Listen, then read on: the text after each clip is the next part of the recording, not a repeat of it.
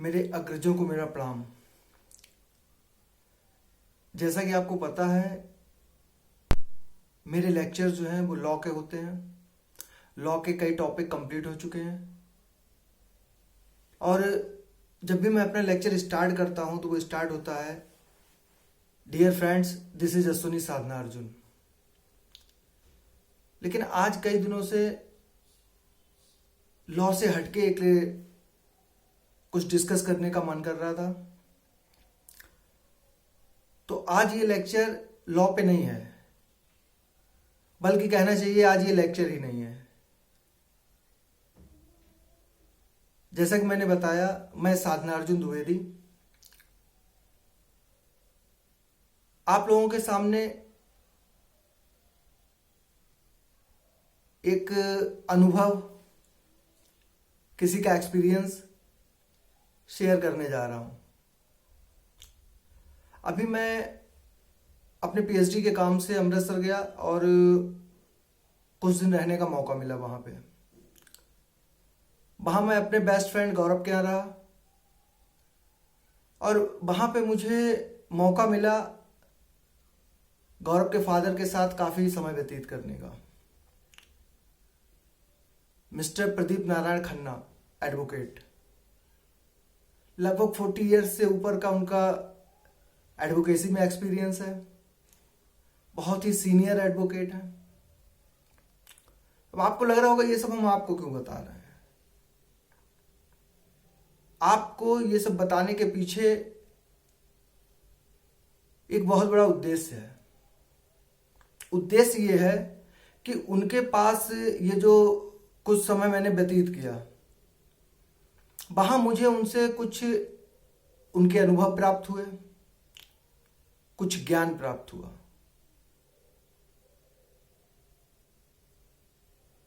ज्ञान कैसे प्राप्त हुआ? क्योंकि मैं काफी टाइम उनके साथ रहा।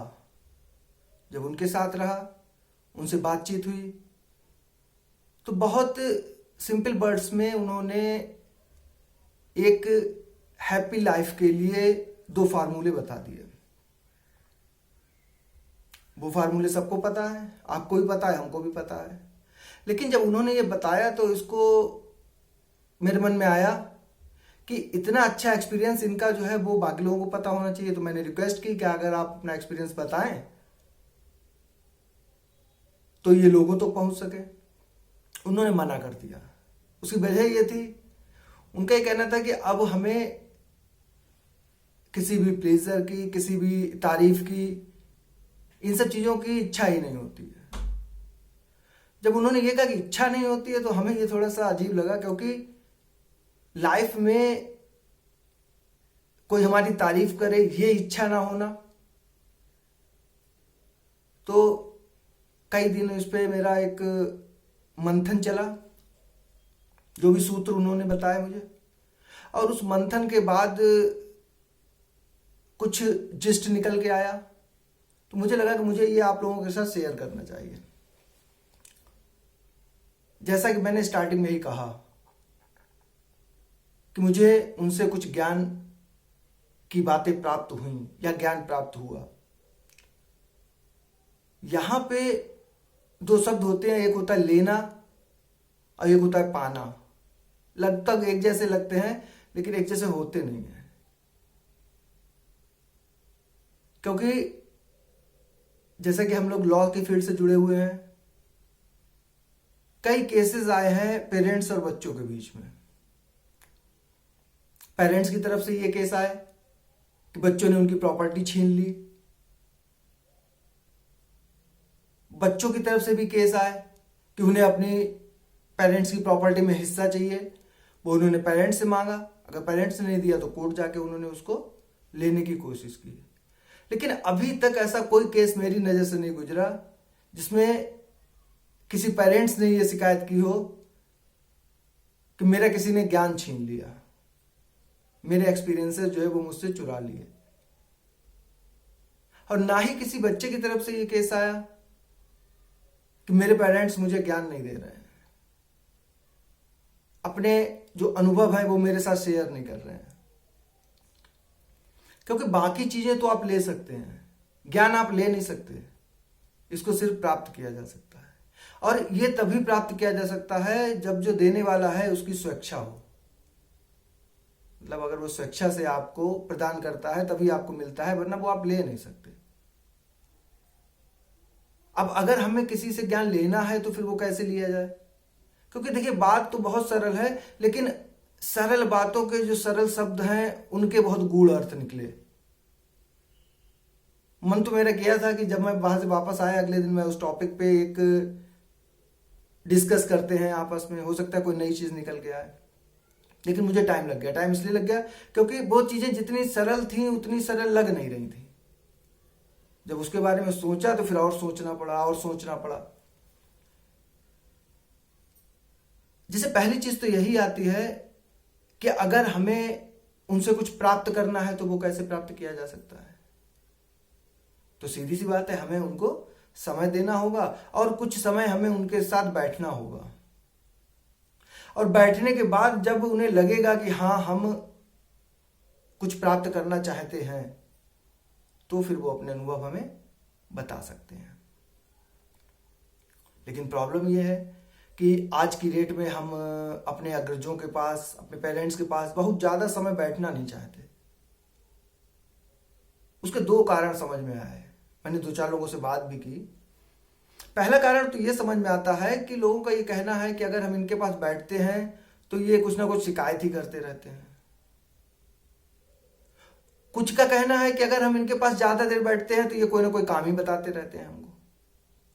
बात बिल्कुल सही लगी हमें, फिर इस पे भी हमने सोचा।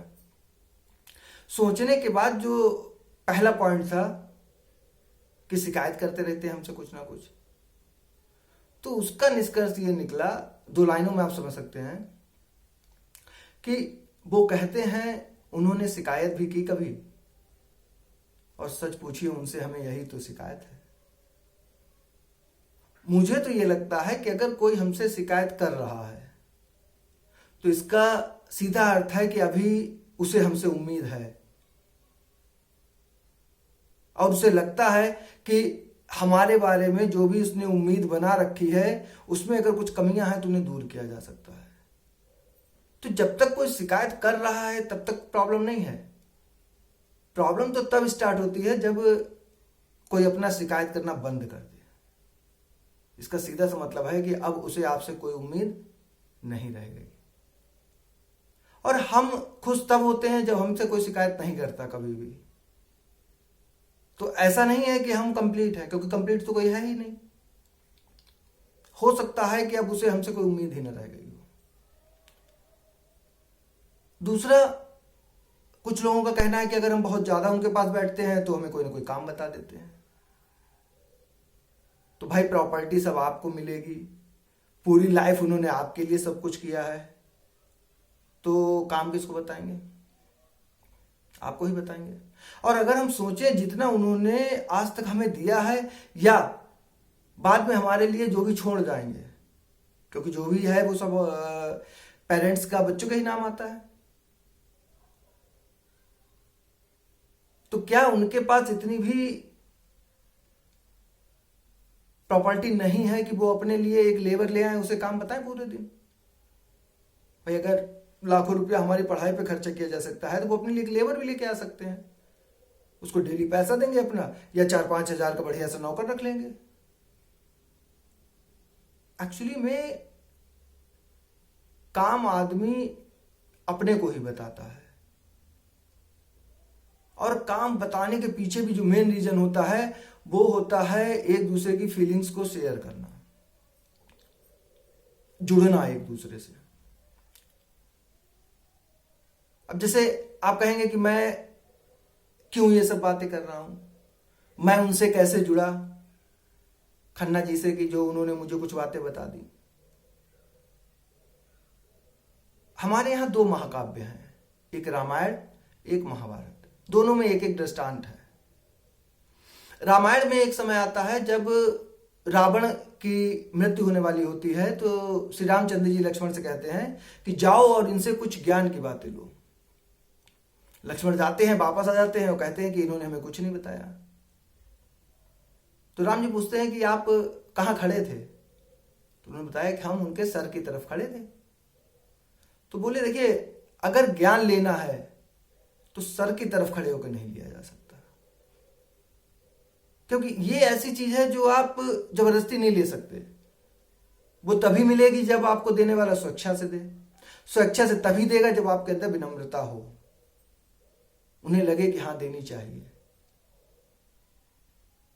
एक दृष्टांत हमारे पास महाभारत का भी आता है, जब ये दुर्योधन और अर्जुन जाते हैं कृष्ण जी के पास।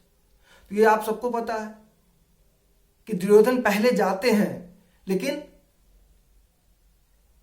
मांगने का जो पहला अधिकार है वो अर्जुन को दिया जाता है, क्योंकि अर्जुन जो है वो उनके पैरों की तरफ बैठे होते हैं। और जब कृष्ण जी की आंख खुलती है तो सबसे पहले वो अर्जुन को देखते हैं। तो उनका यही मानना है कि जिसको हमने पहले देखा उनके हिसाब से वो पहले आया, जबकि दुर्योधन पहले आ चुके थे। वहां से भी यही पता लगता है कि अगर हमारे अंदर विनम्रता है तभी हम ये ले सकते हैं। तो हमारा जो खन्ना जी के साथ कुछ समय व्यतीत हुआ, तो उसमें मैं उनके पास बैठा, कुछ देर मैंने पैर भी दाबे उनके, और जब हमारी काफी बातें हुई तो मैंने ऐसे पूछ लिया कि लाइफ के विषय में आप कुछ बताइए, क्योंकि हर आदमी परेशान है आज। जैसे कोई व्यक्ति अगर खुश रहना चाहे, सुखी रहना चाहे, तो क्या किया जा सकता है? अच्छा, यहां पे एक चीज और बता दें कि पैर दाबने का मतलब ये बिल्कुल नहीं होता है कि किसी के दाबने से किसी के पैरों का दर्द चला जाता है। ये एक वे ऑफ एक्सप्रेशन है अपनी फीलिंग्स को। अगर हम किसी के जरा देर भी पैर दाबते हैं तो जो मैं कह रहा था ना कि फीलिंग्स का जुड़ाव होना जरूरी है, तो वो एक फीलिंग्स का अटैचमेंट होता है। उन्होंने जवाब दिया। जवाब क्या दिया? आप कह सकते हैं कि उन्होंने बहुत ही सिंपल लैंग्वेज में 2 सूत्र दिए एक सुखी जीवन के। उनका पहला सूत्र था कि जो प्राप्त है पर्याप्त है। बात सीधी सी थी, हमको भी पता थी, आप सबको भी पता है, फिर भी इसको समझने में मुझे काफी टाइम लगा। और समझने के बाद जो निष्कर्ष निकला वो ये निकला, क्योंकि अगर हम केवल ये मान लें कि जो प्राप्त है वो पर्याप्त है, अगर हम इसको मान लें तो फिर काम करने की ही जरूरत नहीं है। हम तो यही कह देंगे कि जो हमको मिला है मेरे लिए पर्याप्त है। हम अपने आप को ऐसा मानने के लिए बाध्य कर दें। तो जब भी कोई बात बताई जाती है, कोई सूत्र दिया जाता है, तो कुछ उसके इसेंशियल्स भी होते हैं। जैसे हम लोग कोई भी अगर प्रिंसिपल्स पढ़ते हैं तो उसके कुछ इसेंशियल्स होते हैं। फिर इसका इसेंशियल्स हमें यह समझ में आया कि अपनी पूरे इफर्ट्स के बाद जो भी हमें मिला अब वो पर्याप्त है। ऐसा नहीं कि हमको जो मिला हमने कुछ नहीं किया वो पर्याप्त है, नहीं। अगर ऐसा हो जाएगा तो फिर लोग सपने देखना ही बंद कर देंगे, लोग किसी चीज की इच्छा ही नहीं करेंगे, जीवन का कोई उद्देश्य ही नहीं होगा। और अगर ये सब चीजें होनी हैं तो इसके लिए हमें कुछ चाहने की इच्छा करनी होगी। जैसे कहते हैं ना कि सबसे पहले हमें कुछ चाहना होता है कि हमें ये चीज मिल जाए। अगर वो चीज मिल गई तो अच्छा है। क्यों? क्योंकि ये हमारी इच्छा है। लेकिन अगर वो चीज नहीं मिली तो बहुत अच्छा है। क्यों? क्योंकि ये प्रभु इच्छा है। और अगर हमारी इच्छा और प्रभु इच्छा में से किसी एक चीज का ही पूरा होना जरूरी है तो वो प्रभु इच्छा ही पूरी होगी। क्यों? क्योंकि प्रभु इच्छा जो होगी वो हमारे बेटरमेंट के लिए होगी, क्योंकि उसको पता है कि हमारा भला किसमें है। हमारी जो इच्छा है, क्योंकि हमें नहीं पता अभी है हमारी जो इच्छा कर रहे हैं जिस चीज के लिए इतनी, वो हमारे भले के लिए है भी या नहीं। तो पहली चीज तो ये समझ में आती है कि सबसे पहले तो कोई इच्छा होनी चाहिए, उस इच्छा को पूरे करने के 100% अटेम्प्ट होने चाहिए। अब उसके बाद जो भी मिल गया है वो पर्याप्त है। अगर इतनी सी बात हमें समझ में आ जाए तो फिर कोई प्रॉब्लम ही नहीं कि जो प्राप्त है वो पर्याप्त है। बात सरल है, आसान है, लेकिन इसको मानना क्या इतना सरल है? क्योंकि ये तो सभी को पता है कि भाई जो चीज हमारे पास है उसी में संतोष कीजिए, जितनी चादर है उतने ही पैर आप अपने फैलाइए, ये तो हमको सबको पता है। बातों बातों में उन्होंने कह तो दिया, लेकिन मैं सेटिस्फाइड नहीं हो पाया। उसकी वजह यही थी क्योंकि ये तो एक सिंपल सी बात है, ये कह देना कि जो प्राप्त है पर्याप्त है और इसको मान लेना, ये तो बहुत बड़ा अंतर था। तो मैंने पूछा कि फिर हर आदमी ये मानता क्यों नहीं है कि जो प्राप्त है उसे वही पर्याप्त है? क्योंकि अगर वो ये मान ले फिर तो कोई प्रॉब्लम ही ना हो। फिर आया उनके एक्सपीरियंस का दूसरा फॉर्मूला। उन्होंने कहा कि प्रॉब्लम यह है कि हम गुरु को मानते हैं, गुरु की नहीं मानते। अगर हम गुरु की मानने लगे तभी हम ये मान पाएंगे कि अपनी सब कोशिश करने के बाद जो प्राप्त है वो पर्याप्त है। फिर मन में आया कि गुरु कौन है? क्या इसके लिए हमें किसी से दीक्षा लेने की जरूरत है? हमें किसी को गुरु बनाने की जरूरत है? तो मुझे ये समझ में आया कि इसके लिए किसी को दीक्षा लेने की जरूरत नहीं है, किसी पर्टिकुलर व्यक्ति को अपना गुरु बनाने की जरूरत नहीं है, क्योंकि गुरु तो कोई भी हो सकता है जिसकी बात हमारे लिए लाभकारी हो, जो हमारा वेल विशर हो, जो सही बात कहता हो, वो हमारा गुरु है। अब वो आपके पेरेंट्स भी हो सकते हैं, आपके भाई बहन भी हो सकते हैं, आपके चिल्ड्रन भी हो सकते हैं, आपका फ्रेंड हो सकता है, यहां तक कि आपका कोई दुश्मन भी हो सकता है।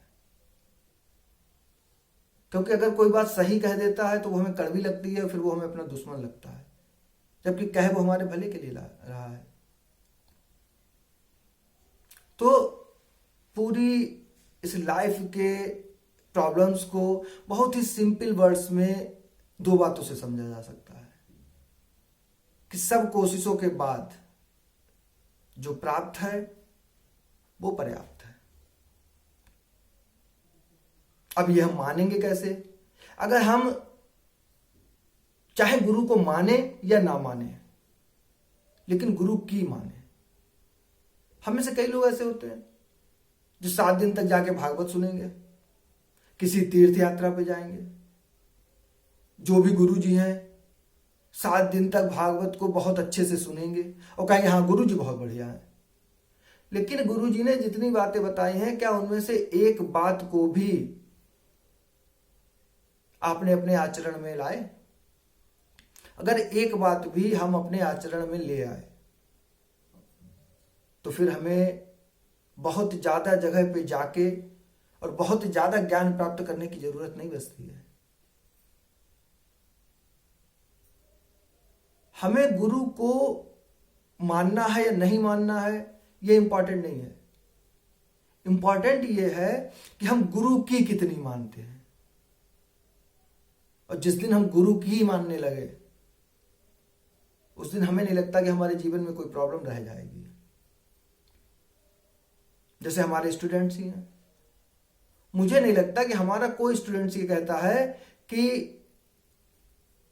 गुरुजी अच्छा नहीं पढ़ाते हैं। सब हमारे स्टूडेंट्स कहते हैं हाँ गुरुजी अच्छा पढ़ाते हैं, समझ में आता है, लेकिन गुरुजी की मानते हैं नहीं। हम लेक्चर बना के भेज देंगे, आप नहीं देखोगे। क्यों? क्योंकि आप गुरु को तो मानते हो लेकिन कभी गुरु की नहीं मानते हो। और अगर गुरु की मानो तो आज ये जो हमारा आपका वार्तालाप है ये सिर्फ हमारे और आपके लिए नहीं है, ये है आपके और आपके पेरेंट्स के लिए। तो ये जो दो बातें हैं ये आप अपने अग्रजों के सामने रखिए, उनके एक्सपीरियंसेस जो है वो लीजिए। और हो सकता है कि जो अभी हमें थोड़ा सा समझ में आया है इसमें कोई एक बहुत अच्छा एड ऑन हो, कोई चीज जो जिस्ट या कंक्लूजन हमें लग रहा है ये कुछ चेंज हो। और सबसे बड़ी बात है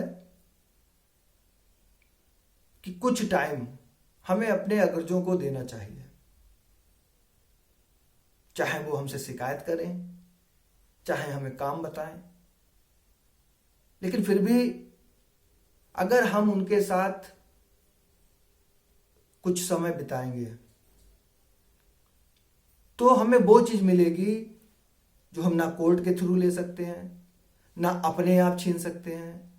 वो तभी मिलेगी जब वो अपनी इच्छा से हमको देंगे।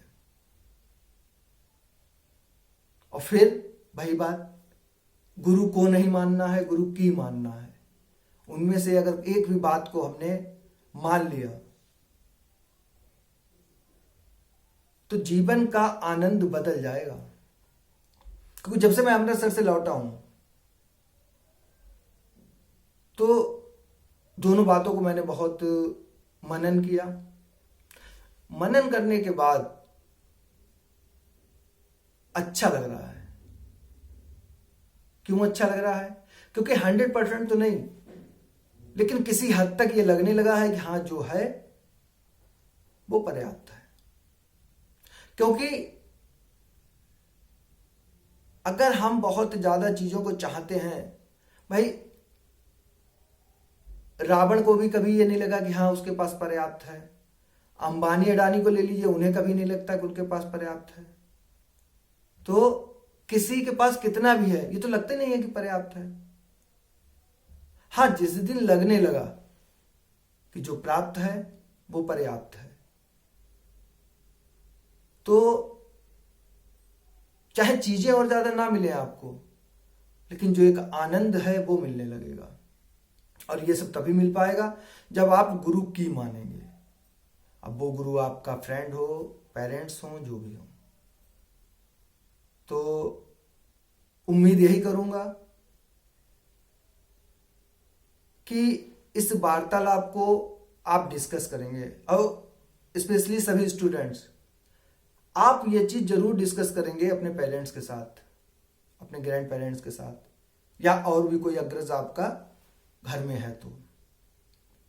और अगर कोई भी नई चीज उनके अनुभव से निकल के आती है तो मैं उम्मीद करूंगा और आपसे रिक्वेस्ट भी करूंगा कि वो आप मुझ तक पहुंचाएं। बहुत बहुत धन्यवाद। फिर अपने से सभी अग्रजों को मेरा प्रणाम और अनुजों को ढेर सारा प्यार। Take care, God bless you.